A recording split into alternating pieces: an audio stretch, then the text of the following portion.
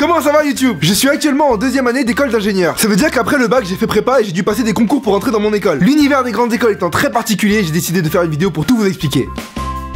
Donc quand t'arrives en école la première semaine, pour que tout le monde apprenne à se connaître, les deuxièmes années organisent toutes sortes d'activités. Des bisutages, une soirée et un week-end d'intégration. Bon, le thème de la soirée, c'est évidemment toujours quelque chose de très raffiné, hein. Harry peloteur et la braguette magique, la pêche au moule, bref. Et dès cette première soirée, tu commences déjà à cerner avec qui tu pourras grave t'éclater et être pote et avec qui ça va pas le faire. T'as des mecs qui profitent du fait que personne ne les connaît encore dans l'école pour se réinventer une vie, faire les mecs cool avec les meufs. Bon, généralement ils sont cramés direct parce que dès qu'ils ouvrent la bouche, c'est pour parler de l'informatique, donc la meuf elle s'enfuit. Et comme en école d'ingé, t'as 80% de mecs et 20% de meufs, dès que t'as une meuf potable en soirée, t'as 20 mecs autour. Ça fait que si tu perds ta cible de vue juste 10 secondes, hein, la pêche au moule, bon, t'es rentré avec des algues. Et donc t'as ceux qui essayent de pécho, ceux qui réussissent à pécho, et ceux qui filment les gens en train de se pécho. Ah si, à chaque soirée t'as 5 élèves avec des caméras comme ça, leur but c'est de choper des dossiers pour en faire un montage et le montrer à toute l'école après.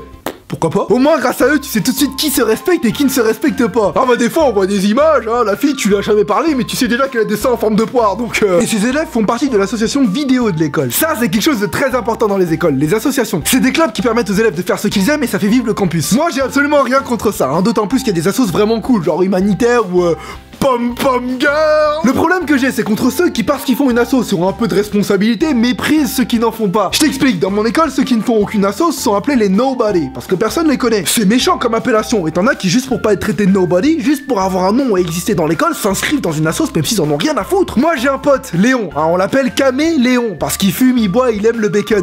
Il s'est inscrit dans la sauce musulmane de l'école. Je lui ai dit, qu'est-ce que tu fais, Caméléon? Il m'a dit, ferme ta gueule, je veux être un somebody. Moi, avec les cours et les vidéos, j'ai pas le temps de faire une assos. On me traite de nobody. Je suis tellement un nobody que je suis plus connu que tous les somebody de mon école. Et au top de toutes les assos, tu as l'assos parmi les assos, le BDE, bureau des élèves. Chaque année, 3 listes d'une trentaine d'élèves s'affrontent lors d'une campagne pour être élus nouveau BDE de l'école. Du coup, pour que tu votes pour eux, ils viennent faire le ménage et la bouffe chez toi, t'apportes le petit déj, etc. Ça c'est cool, ça va. Hein, mais faut savoir qu'il y a des méthodes beaucoup moins... Ah bah il y a des meufs qui pour récupérer des voix, n'hésite pas à... C'est pour ça que si tu perds la campagne, après tout ce que t'as pu faire pour la gagner...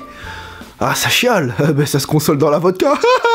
Je suis sédémite pour rien. Ah, t'as des personnes qui font des comas éthyliques et qui finissent à l'hosto. Et là, tu vas me demander, mais c'est quoi le BDE? À quoi ça sert? Ça sert à organiser des soirées dans l'école et à regarder les autres en profiter. Mais pourquoi les gens font ça alors? Je vais pas répondre pour les filles parce que j'en sais rien. Mais un mec qui veut être BDE, c'est pour une seule et unique raison. Le polo BDE. C'est un polo que seuls ceux qui ont gagné le BDE ont le droit de porter, qui te confère automatiquement un statut de mec populaire dans l'école, chose que les filles superficielles recherchent en soirée lorsqu'elles veulent pécho. C'est juste pour ça. Un mec du BDE qui te dit, ouais, j'ai fait ça pour l'expérience, hein, pour en apprendre plus sur moi-même. Donne-lui un smecta suivi d'un space-fond parce qu'il raconte que de la merde. Le polo est l'arme la plus redoutable du prédateur sexuel en soirée, surtout une fois en deuxième année lorsqu'il devra accueillir les petites premières années lors du week-end d'intégration. Parce que la fille de première année, elle sort tout droit de prépa, ça fait 2 voire 3 ans qu'elle est enfermée dans le noir, ses ovaires sont au bord de l'explosion. Tu la refous au grand jour pleine lumière comme ça, elle voit une couleur vive, c'est comme les taureaux, elle fonce. Ah, le week-end d'intégration c'est une gigantesque corrida. Hein, à la place de la cape, t'as un polo, tu la fais danser un peu, mais quand elle a le dos tourné, tu lui enfonces ton épée, voilà. Bref. Maintenant que j'ai traité de la vie associative, on va parler des cours. Alors faut savoir qu'il y a 2 types de grandes écoles, les grandes écoles d'ingé et les grandes écoles de commerce. Et entre les deux, on se charrie beaucoup. Les écoles d'ingé forment des ingénieurs et les écoles de commerce forment des épiciers, eux des managers. En gros, les managers pensent que les ingénieurs sont tous des geeks bons qu'à faire des maths, ce qui n'est pas forcément faux, et nous les ingénieurs, on pense que les managers c'est juste des personnes qui portent une chemise et une cravate, ce qui est totalement vrai. Le plus triste, c'est qu'en entreprise, c'est souvent un manager qui dirige les équipes d'ingénieurs. C'est pourquoi notre pays est en faillite. Le travail en équipe, c'est crucial en entreprise, et du coup, pour t'apprendre l'esprit d'équipe, l'école te fait bosser sur des projets de groupe. L'idée est pas mal, sauf qu'un projet de groupe, ça se passe exactement comme pour le TPE en première. Sur les 4 personnes, t'as celui qui fait tout, celui qui fait rien, celui qui fait genre il taffe mais en fait c'est que des copier-coller sur Wikipédia,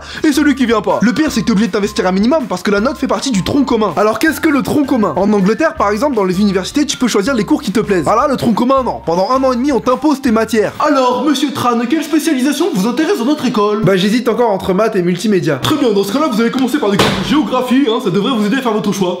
Ça n'a aucun sens. Oui j'hésite encore sur ce que je veux faire, mais je sais surtout ce que je ne veux pas faire. Qu'est-ce que j'en ai à foutre de l'électronique? Tiens regarde ma gueule, est-ce que j'ai une tête à me branler sur une diode? Il y a de ces matières de merde dans le tronc commun. Écoute ça, l'an dernier j'ai eu une matière qui s'appelle file d'attente. Et ça étudie exactement ce que tu crois. Les files d'attente. Ça veut dire qu'il y a un mec comme ça, un jour il était à la Fnac et là, oh putain, oh je suis dans une file d'attente là, oh je bande, oh faut que j'en fasse une matière. Mais c'est pas le pire, il y a une école d'ingé en bâtiment, ils ont une matière qui s'appelle chaussée. C'est quoi la prochaine étape? Putain mec, je viens d'avoir amphi de trottoir là, j'ai rien compris. Eh m'en parle pas, je viens d'avoir rattrapage de banc public. Ah oui, les rattrapages. Faut faire gaffe à pas trop sécher, sinon tu t'en manges plein. Quand j'étais en prépa, on n'a pas arrêté de me dire qu'en école on fout plus rien. Alors moi j'y ai cru et je me suis fait avoir. On fout plus rien par rapport à la prépa, mais si tu veux un bon échange à l'étranger, t'as intérêt à charbonner. L'école t'oblige à partir ailleurs pour avoir une expérience internationale, découvrir le monde. Tu vois, apparemment ça t'aiderait à ouvrir ton esprit et élargir ta culture. Bon, toi évidemment, tu pars à l'étranger pour ouvrir et élargir tout sauf ton esprit et ta culture. Au début, tout le monde veut les États-Unis parce que ça brille sur le CV, mais ça c'est que pour les tout premiers de la promo. Quand t'as des notes flinguées, tu t'orientes plus vers des lots de consolation. La Suède. La Suède, c'est bien. Bah, là-bas aussi, il y a des grandes et belles universités. J'aimerais beaucoup rentrer dans une université suédoise. Et même si t'as des notes de fou, c'est pas sûr que tu pars. Tu dois faire face à l'administration de ton école. L'administration. Oh là là là. Je vais pas trop les critiquer parce que sinon je vais avoir des problèmes. Mais qu'est-ce qu'ils sont cons. Le CPE. Au collège ou au lycée, un CPE c'est chiant, tu vois. Mais essaye pas de t'écraser parce que t'es quand même jeune. Hein. T'es pas une menace directe. En école, non. Un CPE c'est très souvent une personne aigrie qui te rabaisse bien comme il faut parce qu'elle sait que dans 3 ans tu gagneras plus qu'elle. Donc, pour partir à l'étranger, tu te démerdes. T'appelles l'université toi-même. Si elle se trouve en Allemagne et que tu parles pas allemand, c'est ton problème. Tu bricoles 2-3 mots, t'essayes de dire bonjour.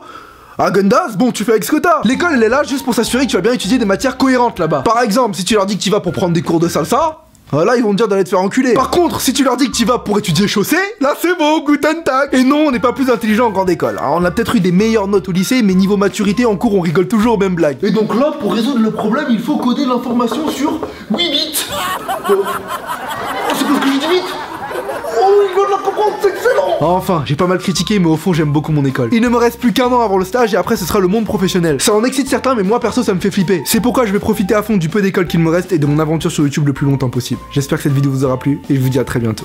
Peace. Après cette vidéo, Kevin Tran s'est embrouillé avec l'administration de son école et s'est fait virer. N'ayant pas la pêche, il partit manger des moules chez Léon, mais fit un coma éthylique fatal. Le chef assure pourtant qu'il n'avait pas mis de vodka. Cela signifie donc que c'était un meurtre. Le bureau des enquêtes, BDE, mené par son président, Polo, cherche activement le coupable, mais pour l'instant, nobody.